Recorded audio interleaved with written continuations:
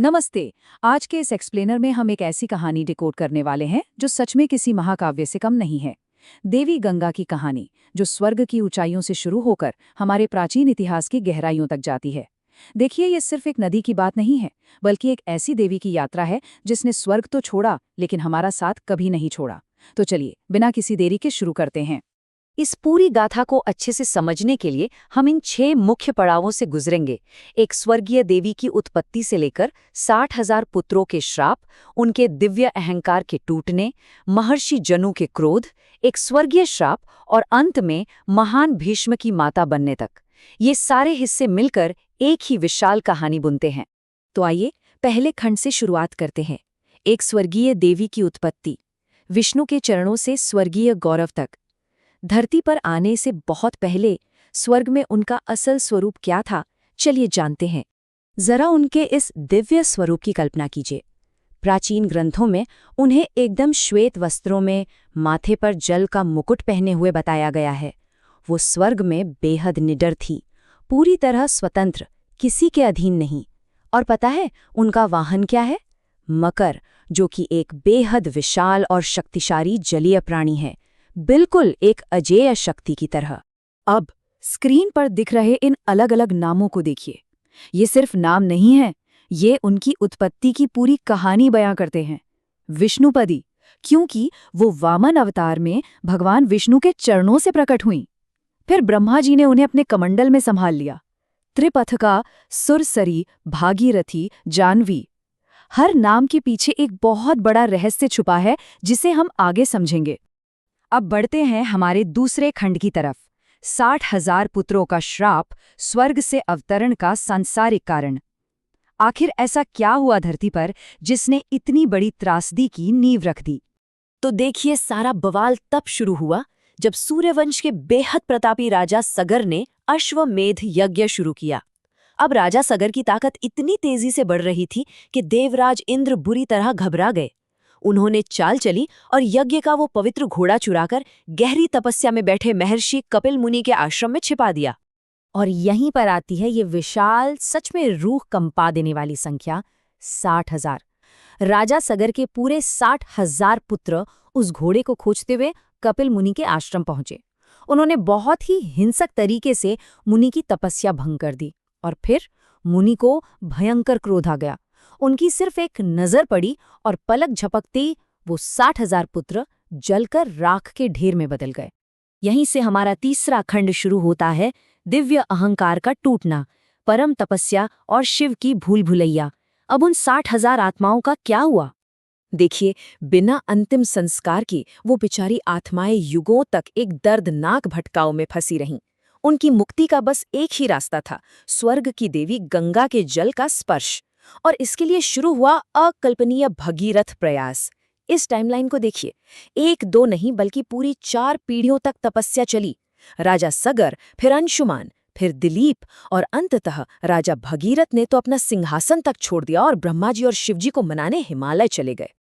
अब जरा इस बात पर गौर कीजिए, जब गंगा धरती पर उतरने वाली थी तो उनका अहंकार एकदम चरम पर था। उन्हें सच में ये लगता था कि उनका वेग इतना प्रचंड है कि वो सीधे भगवान शिव को ही अपने साथ बहा ले जाएंगी। शिवजी वहां इसलिए खड़े थे ताकि गंगा के सीधे गिरने से पृथ्वी टूटकर पाताल में न चली जाए, और गंगा सोच रही थी कि वो शिव को ही बहा देंगी। लेकिन भगवान शिव तो शिव हैं। उन्होंने इस अहंकार का जवाब बड़ी ही सहजता से दिया। जैसे ही गंगा पूरे वेग से गिरी, शिव ने उन्हें अपनी विशाल भूल भुलैया जैसी जटाओं में पूरी तरह कैद कर लिया। सालों तक गंगा वहीं उलझी रही, बाहर ही नहीं निकल पाई।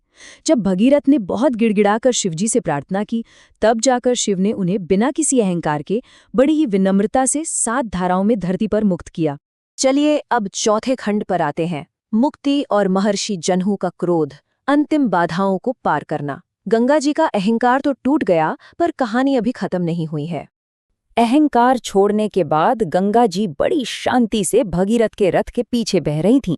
लेकिन रास्ते में एक बहुत ही अजीब घटना घटी। गंगा के पानी ने गलती से महर्षि जन्हू के यज्ञ मंडप को बहा दिया। महर्षि को इतना गुस्सा आया कि उन्होंने पूरी की पूरी नदी, जी हाँ, पूरी नदी को एक ही घूंट में पी लिया। बाद में जब भगीरथ ने फिर से बहुत प्रार्थना की, तब महर्षि ने उन्हें अपने दाहिने कान से बाहर निकाला और इसी वजह से उन्हें जाह्नवी नाम मिला।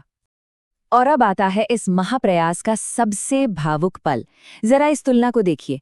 एक तरफ कपिल मुनि के उस वीरान आश्रम में सदियों से अंधेरे में पड़ी वो ठंडी राख, और दूसरी तरफ जैसे ही गंगा की पवित्र लहरों ने उस राख को छुआ, वो राख तुरंत 60,000 जगमगाते प्रकाश बिंदुओं में बदल गई। आसमान की ओर उठते हुए उन सभी आत्माओं को आखिरकार परम शांति और मोक्ष मिल गया। अब बढ़ते हैं हमारे 5वें खंड की ओर, स्वर्गीय श्राप, देवी से एक नश्वर माँ तक। अब ये देवी महाभारत के इतिहास में कैसे उलझ गई? हमारे सामने एक बहुत ही रूह कंपा देने वाला सवाल है। आखिर एक स्वर्गीय देवी जानबूझकर अपने ही नश्वर बच्चों को पानी में क्यों डुबाएगी? इसके पीछे एक पुरानी घटना है। बहुत पहले ब्रह्मा जी की सभा में हवा के झोंके से गंगा के वस्त्र थोड़े खिसक गए थे। सबने नजरें फेर लीं, पर राजा महाभिष उन्हें देखते रहे। इस मर्यादा के टूटने पर ब्रह्मा जी ने दोनों को श्राप दिया कि उन्हें पृथ्वी पर मनुष्य रूप में जन्म लेना ही होगा। इस टेबल को देखकर आप उनके सांसारिक विवाह का दर्द समझ सकती हैं। राजा शांतनु, जो कि महाभिष के पुनर्जन्म थे, वो अपने ही नवजात बच्चों को अपनी आंखों के सामने डूबते हुए देख रहे थे, लेकिन अपनी प्रतिज्ञा के कारण चुप थे। और दूसरी तरफ गंगा, जो बाहर से क्रूर लग रही थीं, पर असल में वो वशिष्ठ ऋषि द्वारा श्रापित 8 वसुओं को मनुष्य योनि के दर्द से तुरंत मुक्त करने का अपना एक कड़ा वचन निभा रही थीं। एक ऐसा भारी कर्तव्य जिसे उस वक्त कोई नहीं समझ पाया। और अब हम पहुंचते हैं अपने आखिरी और छठे खंड पर, महान भीष्म की माता, एक टूटी हुई प्रतिज्ञा से जन्मा एक लेजेंड।